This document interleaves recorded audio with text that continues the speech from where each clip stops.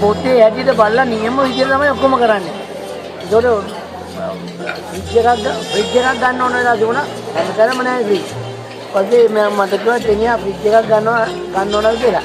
පස්සේ මම කිව්වා සිසිල් හැමතැනම තියෙනවනේ. මම කිව්වා සිසිල් ෆ්‍රිජ් එකක් මචං ගන්නේ ඕන තැනක පාස් වෙනවා අරව මෙයා කියලා. ඒක දෙන්නේ එහෙම නෙමෙයි.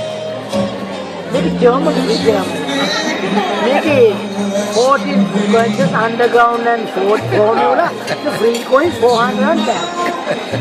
And get together the 2 doors and underground dash. That's engineer majan, that's good. Kila kiwa. Manual එකේ තියෙනවා. Yeah, manual එකේ තියෙනවා කියලා 48 page එක second part එකේ තියෙනවා. This is the best fridge in the world කියලා. මේකේ තියෙන frequencies 4 frequencies. And the wire hole.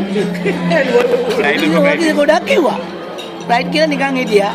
ඊට පස්සේ ඊළඟ සුමානේ අපි යනකොට මෙයා ෆ්‍රිජ් එක අරගෙන ඔක්කොම රයිට් අපිට කරලා වෙලා අපිට කූල් වතුර වගේ උත් ඊළඟට දීලා හරි ගන්දෝලේ දීලා ඔක්කොම හරි ඊට පස්සේ දැන් හරි තව මාසෙකට පස්සේ යනවා ගියා නිමල් මයන් වතුර ගදියන් කෙනියා පොඩි ප්‍රොබ්ලම් එකක් මයන් මේක 14 දෙකේ the condenser 614 දෙකේ condenser එක out of balance but therefore now cool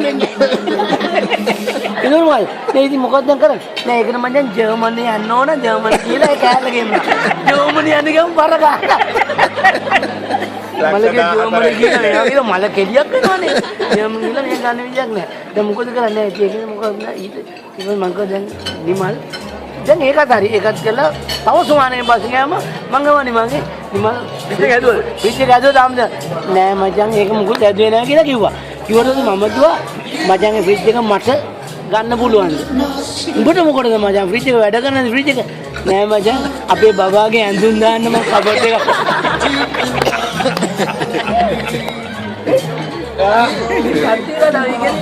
ඒකේ මම කියන්නේ නෑ මෙයා මේ සැට් එකට ඔක්කොමනේ කරන්නේ